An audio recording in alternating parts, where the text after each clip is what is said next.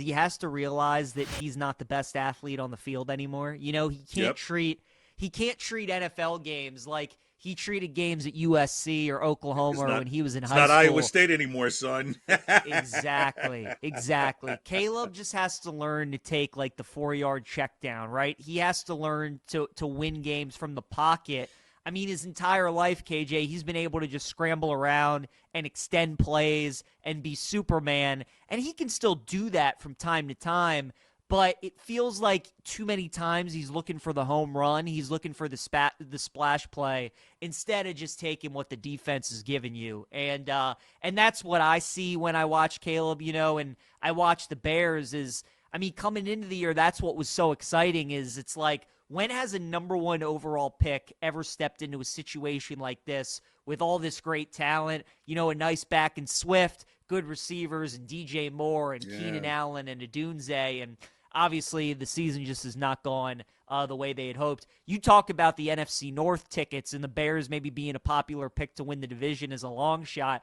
I remember when they were giving us the Bears, they were a pick 'em at the beginning of the year to make the playoffs. It was minus Yeah. 110 each way. It was one of my favorite bets in the offseason. I'm like, we're really doing this again? We're giving the Bears Yeah. minus 110 with Eberflus as their head coach. So we'll see what happens. But it's a tough game to handicap tonight just because you don't know which Chicago team you're going to get.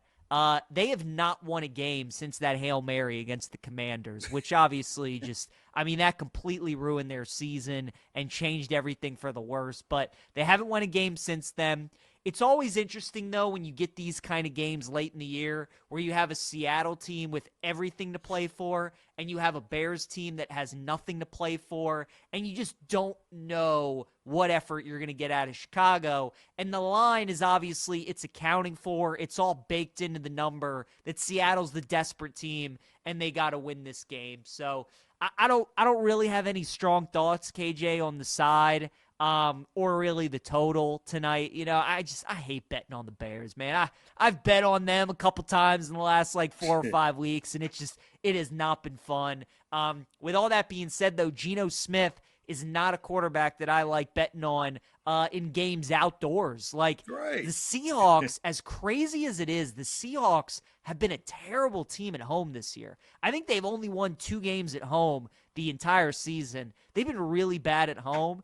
And Geno in his career, like the splits when he plays in a dome opposed to when he plays outside, I mean, he really struggles. So if anything, if I had to make a play side or total, I would probably lean under 42.5, but I don't really have a strong feel on this game at all. Yeah, I'm taking an alternate money line on this, alternate spread, you know, just to get to plus money, because I don't think it's going to be as close as the -4. But there's no value on the money line for taking the Seahawks. I mean, might as well just give me the money than going at a -225. I mean, it's and you're absolutely right. Like here's the number that I'm surprised. I'm surprised that the Bears are not plus like 250, as bad as they've been. So you're absolutely right. This is the Geno Smith factor, right? Like the Bears, as bad as they've been, they're getting plus 180 because Geno Smith just gives you a chance to mess things up. So, Yeah. if you like watching car wrecks on the side of the road on your long trips, it's not really good to watch because if you're like, hey, if I continue to watch these things, I may be in one of those things.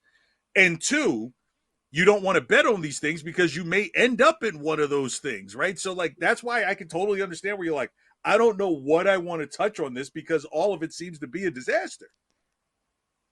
It's going to be an interesting game tonight. The one thing that kind of does interest me is a couple props. I think Keenan Allen, anytime touchdown price at plus 180. I think that's a little too high. If you want a bright spot for Chicago in their last like 5 games, it has been Keenan Allen. And Mm-hmm. KJ, he's got a touchdown in 4 of his last 5. He had a touchdown against the Lions this past Sunday, Monday night against Minnesota. He's been targeted at least 13 times in 3 of their last 5 games. So, I mean, look, like, listen to the teams that the Bears have played their last 6 games. It's been Green Bay, Minnesota twice, Detroit twice, and San Francisco.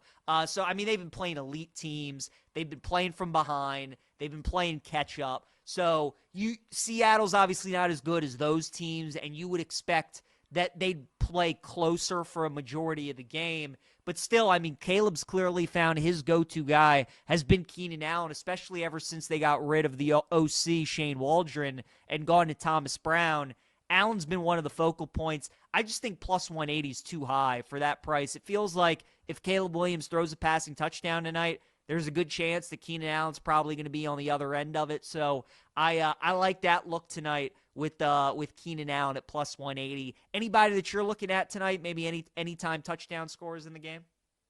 Actually, part of the parlay is DK Metcalf 75 or more yards in the plus. I forgot what the plus money number is, but I like that just because Geno Smith has thrown the ball, right? And so even though Smith and Jigba is probably going to be the concentration focus, I think that's going to leave DK Metcalf to probably have an above average game. He's due. He hasn't had them too often lately. I think DK Metcalf, knowing that he's going into a situation where he could be the conversation of trade, so he's probably going to want these last couple of games to look good to potentially get, on the radar of a team, maybe say like the Patriots, who may say, okay, we'll take you, give up a draft pick and keep you for a year before your money comes up again at the end of 25. So I expect DK Metcalf to try and pop these last couple of weeks.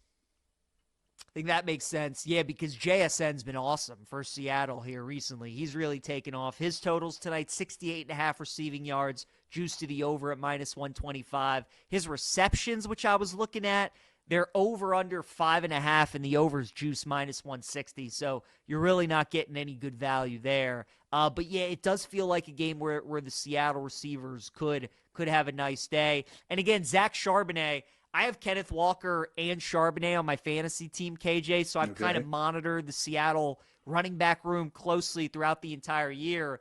And whenever Kenneth Walker has been hurt and Charbonnet is the sole focused, he has done really well in some of these games. Against Arizona like 3 weeks ago, he went crazy, had close to like 40 fantasy points, had a touchdown against Green Bay on the Sunday night game a couple weeks ago. So look, on a short week, Walker's probably going to be back next week. I'm sure that, if they got to run the ball 20, 25 times tonight, that's what they're going to do with Charbonnet. His rushing attempts over 16.5 at plus 100. Bears are obviously a team that very familiar, trailing for much of the game. So Charbonnet could potentially be another guy to look at tonight for Seattle. But Keenan Allen, that's the guy I would target tonight. I like his anytime touchdown price, plus 180. Again, Seattle, 4.5-point favorites tonight in Chicago. The total is 42.5.